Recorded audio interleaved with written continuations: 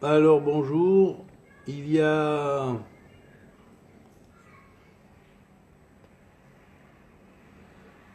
Je vais rester peu de temps, je veux juste faire une petite annonce déjà pour ce que j'ai dit sur les heures de prière. Donc vous avez toute la liste, je l'ai mise il y a peu de temps, j'ai mis toute la liste des heures de prière. Donc vous avez qu'à vous y reporter de façon avec l'aide de Dieu que vous puissiez participer chaque jour lors du passage de du degré 122, qui est très important, à l'ascendant. Ce degré est un degré qui facilite l'écriture en ce qui concerne la Géoula. Moi, je vais écrire avec les lettres qu'il faut, avec les lettres de l'alphabet qu'il faut et des alphabets qu'il faut. Maintenant, pour le reste, vous faites les prières, donc je vous ai mis toute la liste. Ce que je vais faire, c'est que dans cette propre vidéo-là, dans celle-ci, cette vidéo que je donne maintenant, donc je vous préviens, je vais mettre en haut, c'est-à-dire dans le petit commentaire que je vais faire, je vais mettre les adresses des autres postes, de façon à ce que vous sachiez où trouver disons les postes, par exemple le poste des heures de passage à l'ascendant jusqu'au 14-15 juillet, et les postes des mois lorsque la Lune passe chaque mois devant ce degré, c'est-à-dire ce degré 122 du zodiaque et le degré 22 donc du cancer. Et il y a du signe du cancer. Et il y a évidemment avec ça donc le fameux jour où le soleil va arriver sur ce lieu. Hein. Alors ce que nous faisons ici, c'est quoi? C'est un travail en commun. Vous avez les heures sur la table que j'ai mise ce matin. Vous pouvez la voir un petit peu plus bas, mais je vais mettre également les adresses de façon à ce que vous puissiez y accéder directement, de façon à ce que ceux qui viennent écouter cette vidéo aient immédiatement les possibilités de se relier avec les prières qu'il y a à faire, et qu'ils aient la liste des mantras qu'il faut dire chaque jour, et qu'ils aient la liste euh,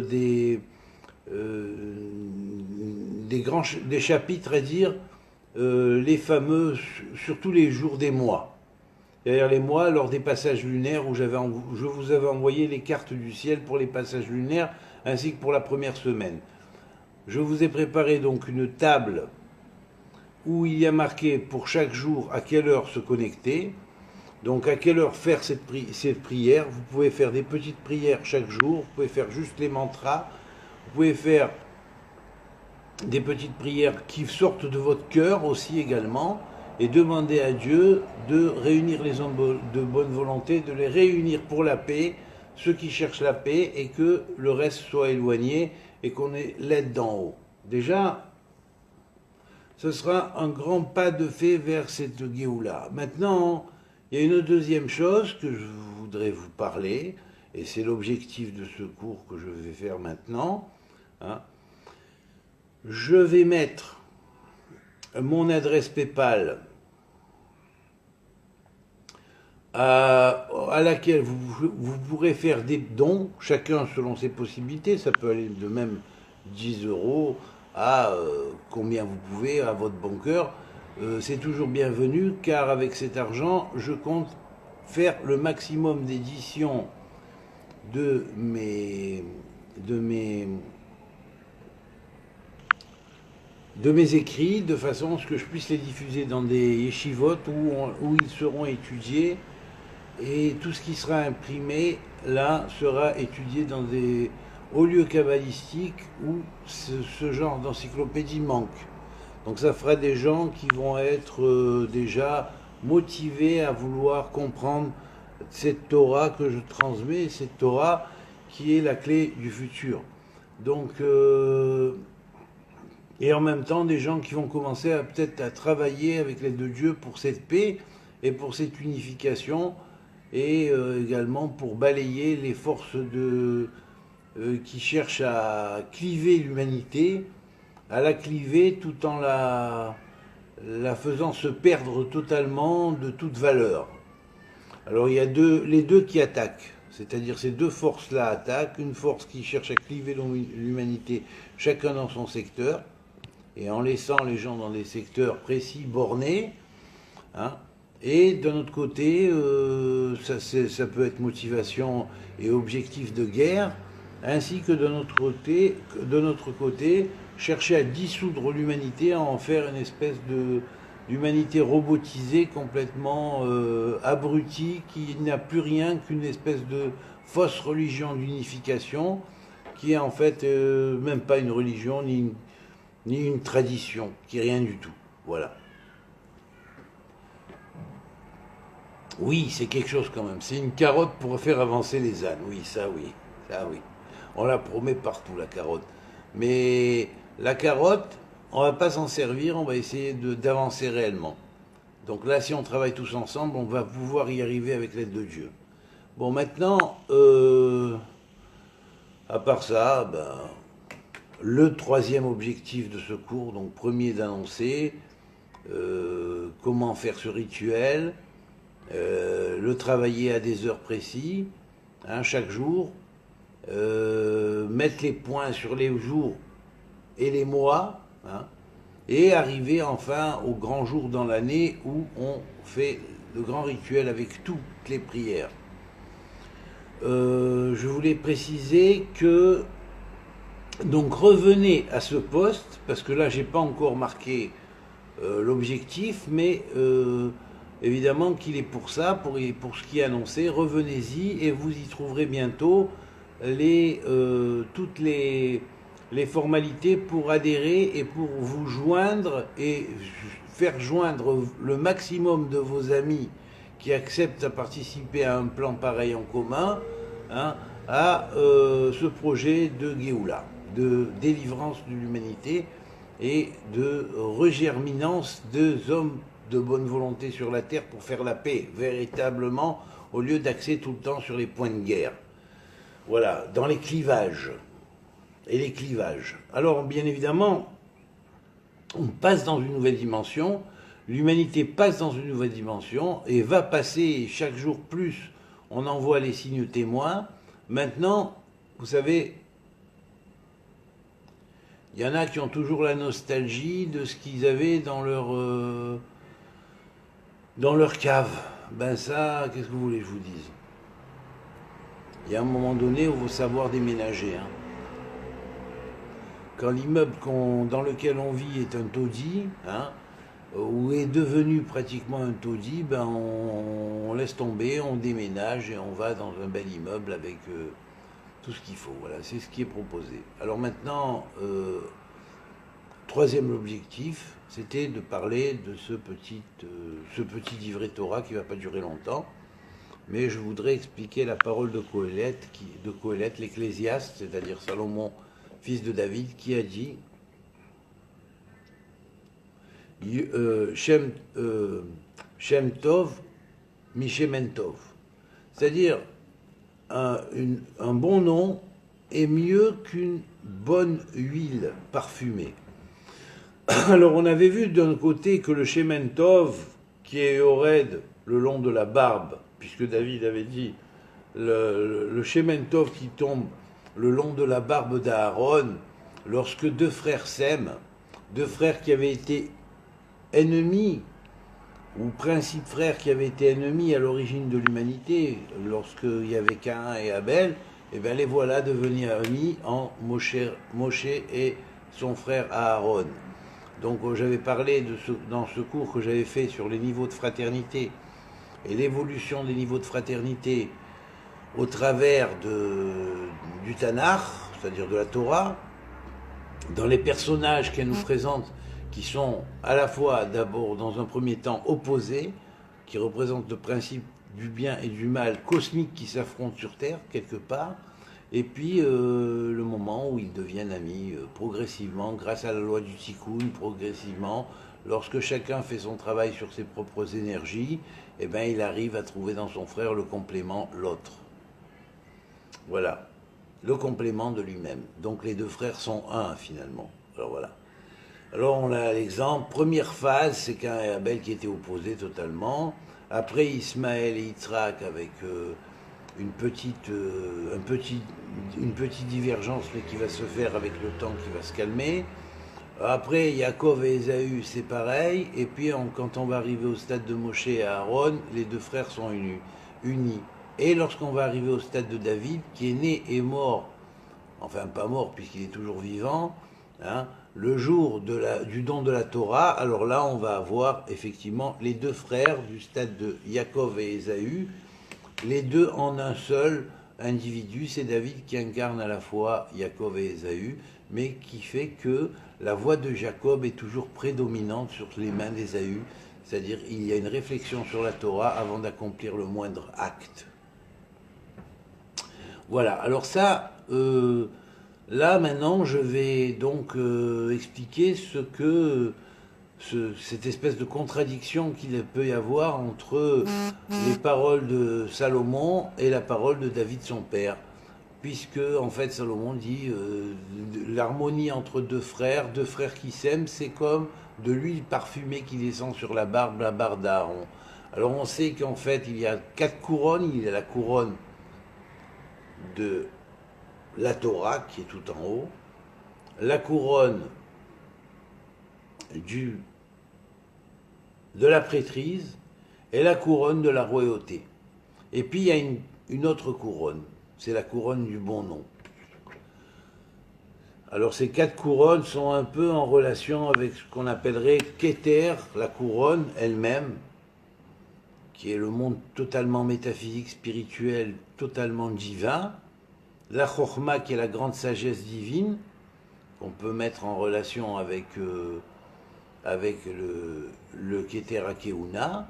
Alors que le Keter Malchut est relié à Bina, qui va s'incarner dans Malchut par la suite. Donc Bina et Malchut sont très liés, hein, bien sûr. Et alors on a la couronne du bon nom, El Sedaat. Voilà.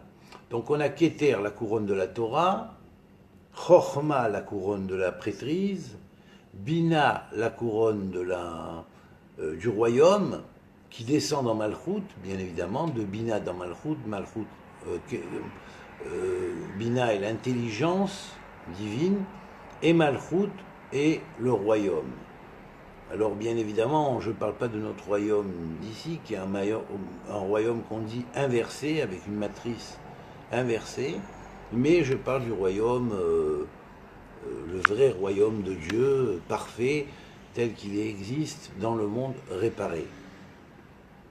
Et puis donc il y a la couronne du bon nom qui elle est supérieure, on dit, à la couronne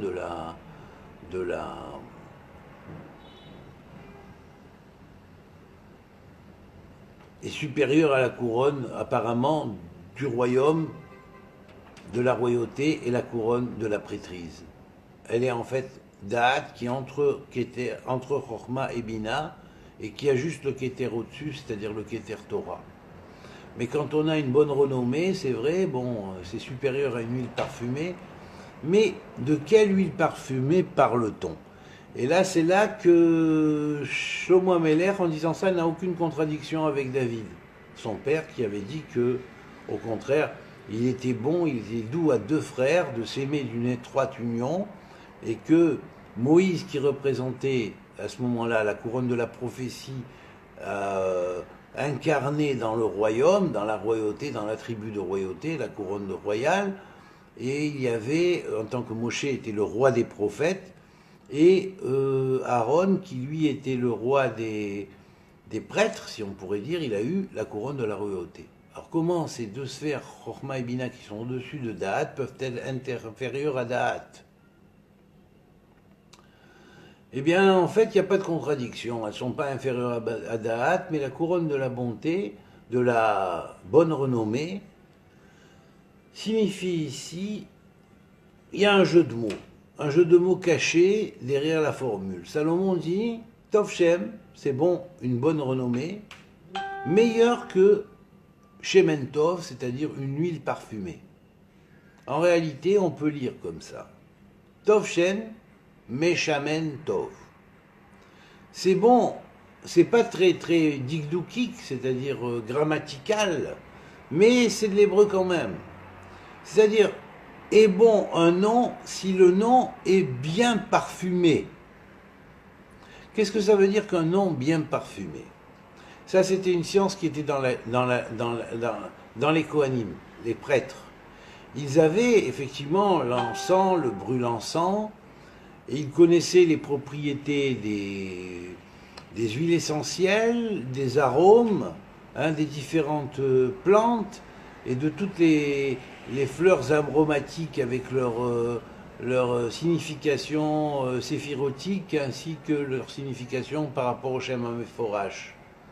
Alors bien évidemment, tout cela j'ai consigné dans mon livre Sefer HaKadmon, le livre primordial dans lequel j'explique le rapport qui existe entre les différentes plantes et huiles essentielles par rapport aux 72 noms du Shem HaMeforash. Comment on sanctifie un parfum ou une huile essentielle par rapport au nom du Shem HaMeforash qui lui est lié, de façon à ce que la plante ou l'huile essentielle dégage l'arôme spirituel intérieur qui est caché derrière son arôme, mais aussi derrière ses propriétés thérapeutiques ou ségulatiques, c'est-à-dire de transformation du monde. Alors, de faire disons des miracles quelque part avec les plantes. On peut faire des miracles avec les plantes ou les huiles essentielles. Alors, bien évidemment, Tov Shem et Sheman Tov, c'est-à-dire, il ne faut pas lire forcément comme la traduction vulgaire le traduit, hein, et même le traduit en hébreu, de façon à ce que l'on comprenne à ce niveau-là, niveau premier, primaire, je dis non pas primordial, mais primitif, primaire. Alors bien sûr, c'est comme ça qu'on traduit, oui, une bonne renommée, c'est meilleur qu'une huile parfumée. Non. Une bonne renommée, c'est-à-dire un bon nom, le nom de la personne, si elle sait aromatiser spirituellement chacune de ses lettres se transforme en un parfum par la règle de relation qui existe entre les lettres simples, hein, et avec la voyelle qui est en dessous qui va indiquer dans quel domaine de la lettre simple le parfum est signifié. Et il y a effectivement, de même qu'il y a un encodage musical aux lettres, donc un nom peut être traduit en musique, de même il y a un encodage, si on pourrait dire, parfumatique ou aromatique d'un nom. Et ça veut dire, pour arriver à aromatiser son nom, ça, c'est spécial. C'est-à-dire à faire en sorte que les lettres soient des espèces de parfums intérieurs, une espèce de nirvana intérieur, une espèce de jardin d'Éden intérieur, dans lesquels nos lettres résonnent et ont une résonance qui, dans notre, on pourrait dire, sens de l'odorat interne, va résonner comme ressentir un bon parfum. C'est ça la bonne renommée. Veilla, ensuite continue Salomon. Veillom amavet, miyom aivaldo.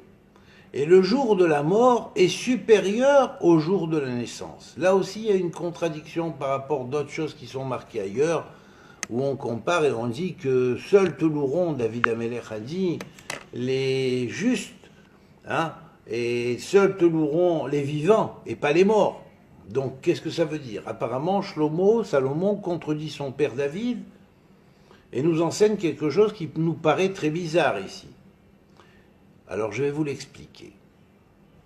Tov Shem, Mishem Tov. Et je vous l'explique al pi pshat, hein, mais pas un pshat, pshat premier niveau, un pshat un petit peu plus évolué, deuxième niveau. Alors, disons, déjà un peu du sod. Donc je répète. Tov Shem, Mishem Tov, Veyom Amavet miyom aivaldo. Et le jour de la mort est supérieur au jour de la naissance de l'individu. Mais bien sûr, s'il a fait son tikkun, son jour de la mort est supérieur au jour de la naissance, parce que quand il est venu dans ce monde, il est venu dans un monde tombé, chuté, et il était bien évidemment loin du domaine où ils devraient accéder. Donc ils doivent revenir en Gilgoul et revenir en Gilgoul en incarnation quelque part et en illusion, en monde d'illusion, jusqu'à ce qu'il ait effectivement réparé, qu'il puisse monter dans le royaume vrai. Alors, bien évidemment, le jour de la mort est supérieur ici au jour de la naissance. Mais là, on est encore dans un pshat simple, dans un pshat un peu simple. Il y en a qui l'expliquent comme ça. Mais comme ça, moins. Maintenant, je vais rentrer un peu plus dans la profondeur de la chose. Regardez. On ne trouve pas sur Terre des gens qui sont revenus de la mort et qui peuvent vous dire, voilà, je suis revenu de la mort. On parle des gens qui ont vécu, comme moi aussi, du reste, et d'autres, qui ont vécu des morts imminentes et avec retour à la vie. Donc des morts cliniques. Mais qui sont revenus après à la vie. Non, c'est pas comme ça. Je parle de quelqu'un qui véritablement est revenu du monde de la mort, qui est mort 50 ans, et après 50 ans, le voilà revenir sur Terre, tout le monde le reconnaît, et il va dire, voilà, toi tu es tel, et on prouve dans ses cellules qu'il n'est pas mort. Non, il n'y a pas ça. Donc en fait, il n'y a rien qui nous assure sur la mort. Mais Shlomo Ameler nous donne un grand espoir quand il dit ça. Et il nous assure sur la mort. Tout d'abord, Met, mort, c'est pas mort. C'est la valeur numérique Bevet Hashem. Il est dans la maison de Dieu. Si le mort a accompli son tikkun, il monte dans la maison de Dieu. Et dans cette maison, les chambres sont nombreuses. Comme dirait quelqu'un il y a 2000 ans. Disait quelqu'un il y a 2000 ans. Dans le royaume du Père, les chambres sont nombreuses. Alors bien sûr, les chambres sont nombreuses. Et bien évidemment, si le tikkun a été accompli, eh bien la personne entre véritablement dans le monde d'Hachem, de l'Éternel. Alors, en fait, c'est là qu'on sait que Met est effectivement Bevet Hashem, dans la maison de Dieu, dans une demeure qui est infinie, qui inclut le cosmos tout entier, cette maison-là. Elle inclut le cosmos tout entier, et elle a un propriétaire, c'est l'Éternel. Maintenant, la même valeur numérique de Met, c'est égal aussi à Molad Sichli, c'est-à-dire une naissance spirituelle. Donc il n'y a pas de mort, il y a une naissance spirituelle. Pourquoi ? Parce que la conscience survit à la mort. La conscience ne meurt pas. Dieu nous a donné une conscience éternelle. Alors maintenant, on va aborder un peu plus en profondeur ce qu'a dit Shlomo Ameler. Lorsqu'on regarde comment l'ADN humain est construit, ou même autre, d'animal, il paraît totalement inconcevable que l'intelligence, car il s'agit bien d'une intelligence supérieure qui a construit le plan ADN. Et on sait très bien qu'il y a une intelligence constructrice du plan de l'ADN. Eh bien, comment une intelligence supérieure qui construirait un plan ADN aussi complexe,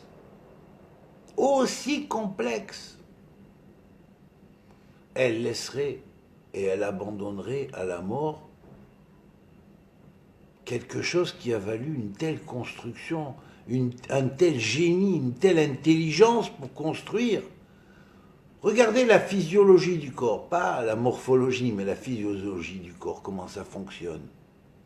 Et tout ce fonctionnement-là, qui va tenir pendant la vie de la personne, va servir à rien. Après ça, il n'y a plus rien. C'est complètement illogique. Or, comme Dieu ne joue pas au dé, comme a dit Einstein, et que ce n'est pas illogique, c'est parfaitement calculé, eh bien, effectivement, lorsque la personne meurt, le petit quelque chose qui était à l'intérieur des atomes, qui faisait fonctionner l'ADN, il y a quelque chose de caché à l'intérieur même de l'atome, On pourrait appeler ça des atomes cristaux de lumière, quelque part. Eh bien, ces énergies-là, lumineuses, hein, eh bien, lorsque le corps meurt, elle abandonne le véhicule du corps au retour aux éléments, c'est tout ce qui sert à rien.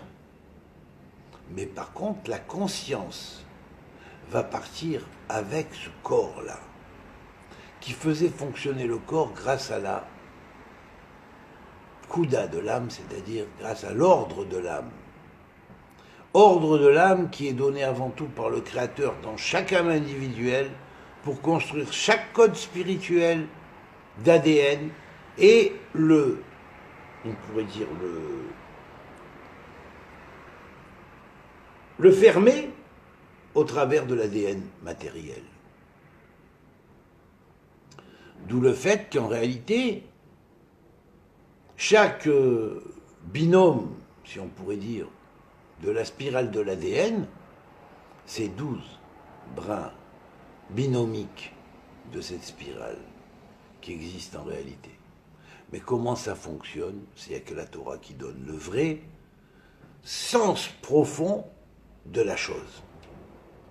Il n'y a que la Torah. Mais je ne vous dis pas ça, il n'y a que la Torah, comme certains qui vont reprendre un cours ou un savant généticien a trouvé qu'effectivement, il y avait entre comment dire ça, voilà, l'entrecroisement des brins d'ADN, hein, eh bien, on trouvait un espace qui était de 10, puis de 5, puis de 6, puis de 5. Oui, alors c'est vrai, mais c'est pas que ça. Ça, c'est le début. Mais Baruch Hashem, l'Éternel, à David Lelouch, il a tout livré. Et il a livré comment ça fonctionne à partir de la Torah, entièrement. Voilà, alors je vous le dis. Et on est tous des livres encodés, on est des livres entiers encodés. Mais le développement spirituel de ces livres entiers encodés de lumière ne s'est pas fait encore. Voilà, alors ça c'était ce que Shlomo Ameler, derrière sa sentence, le jour de la mort est supérieur au jour de la naissance, voulait dire, il y a derrière ça une naissance, une renaissance spirituelle dans un gouffre. Sikhli est égal à Mavet, la mort. Un gouffre Sikhli est égal à la mort en hébreu. Vous voyez, la même valeur numérique. Gouffre Sikhli, Shavé Mavet et Shavé Ha Emet, la vérité. Alors c'est ça en fait la mort. Derrière la mort, c'est la raison pour laquelle le jour de la mort est supérieur au jour de la naissance, parce que derrière la mort, qui nous fait peur à tous, hein, il faut savoir que celui qui a fait le monde, il a fait, incluant la mort, tout bien. Et en fait, derrière la mort, qu'est-ce que se cache? La vérité. La vérité qui se cache derrière la mort. Voilà. Il y a d'abord l'ange de la mort, c'est vrai, c'est dur, il nous en fait baver, hein, mais derrière, après, il y a l'ange de la vérité. Voilà. Et l'ange de la vérité, lui, il est pour l'éternité. C'est le grand espoir dans ce dicton que Salomon a dit, hein, dans sa sagesse, que je vous ai un petit peu élucidé aujourd'hui, pour bien vous faire comprendre que, en fait, au travers de cette sentence, Salomon visait beaucoup plus loin que la première réflexion, une première réflexion sur le sujet, mais beaucoup plus profond que cela. Voilà. Alors que Dieu vous bénisse, hein. Vous voyez, je vous avais dit, non, si on n'investit pas, si on n'aide pas, la dernière fois, au dernier cours que j'avais fait, je commence à en avoir marre, bon, ben, ça va, j'ai piqué ma crise, je l'ai passé, ça arrive à tout le monde, des fois on voit qu'il n'y a pas d'aide extérieure, les gens viennent, ils écoutent, et puis c'est tout, bon, on refait. Ils ne partagent pas suffisamment, alors que ces paroles-là devraient être, à mon avis, beaucoup plus retransmises, de façon à ce que ça donne de l'espoir aux gens, ça ça aide des gens qui ont perdu des êtres chers à quelque part savoir que non, ça ne s'est pas arrêté, leur conscience continue quelque part à vivre. Même s'il ne leur est pas permis de venir nous dire « mais vous savez, la mort n'existe pas, on continue, notre conscience continue ». Parce qu'eux, ils sont sortis de la salle d'examen, nous on est encore dans la salle d'examen. Alors souhaitons que dans cette salle d'examen, le plus possible de gens qui sont en examen réussissent le passage et puissent rendre leur feuille d'examen qui soit un véritable livre de lumière afin de passer dans l'autre monde et d'être certifié d'avoir la continuité dans le royaume d'Hachem, dans le monde vrai, de vérité. Voilà. C'est ça qui s'appelle vaincre l'ange de la mort. C'est on dit quand Jacob a vaincu l'ange de la mort, c'est ça. Il a compris cette chose-là. Alors évidemment, après ça, il ne pouvait pas révéler à ses enfants la fin des choses. Parce qu'on n'était pas à la fin. Mais aujourd'hui, il faut savoir, on est effectivement dans un monde qui est faux. Oh, disons qui n'est pas complètement faux. Du moment qu'on fait encore des mitzvot et tout, c'est bien. Mais il faut évoluer. Parce qu'on change de plan chaque jour. Chaque jour, on change de plan parallèle. La strate du plan parallèle qui était hier n'est pas la même strate du plan parallèle dans lequel je vais me réveiller demain. Parce qu'aujourd'hui, on évolue dans des strates de monde parallèle de jour en jour. Alors, mais c'est pas grave. Il y a exactement les mêmes individus. Il y a exactement les mêmes individus, mais il y a des petits changements. Ils paraissent, vous savez, très petits chaque jour, mais ils existent. Alors, comment se retrouver dans les plans supérieurs parmi ces multiples plans? La Torah nous donne la clé pour ça. 50 plans inférieurs et 50 plans de lumière. 50 plans d'obscurité de plus en plus obscurs dans le monde inversé où on est, et 50 plans de plus en plus lumineux dans le monde supérieur du délivré, qui s'appelle le monde futur, quelque part, mais qui s'appelle aussi les 50 portes de l'intelligence. Les Hébreux, en sortant d'Égypte, ou les Bnei Israël, ont pendant 49 jours compté l'Homère, et le 50e jour, il y a eu le don de la Torah au Sinaï. C'est ça, ils sont arrivés à la 50e niveau, au niveau global, bien évidemment. Parce qu'au niveau individuel, personne n'y est arrivé. Même pas Moshe. Voilà.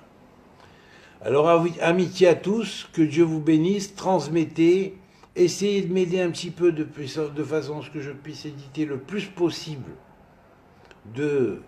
d'encyclopédies de cette gamatria, de façon à ce que je puisse la présenter dans certaines yeshivot de Mekoubalim, où vont peut-être commencer à les étudier. Ça va ouvrir des nouvelles portes, et avec l'aide de Dieu, ça va s'étendre, et avec l'aide de Dieu, on aura la paix plus vite sur cette terre.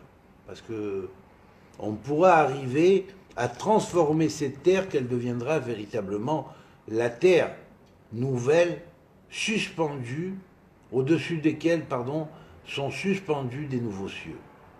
Et ces nouveaux cieux sont les cieux du royaume de Dieu, les vrais. Voilà. Alors amitié à tous et que Dieu vous bénisse. Je vous dis au revoir, transmettez et essayez de faire un effort pour donner le minimum que vous pouvez par PayPal. Merci beaucoup. PayPal est sécurisé, il n'y a pas de problème. Allez, amitié à tous.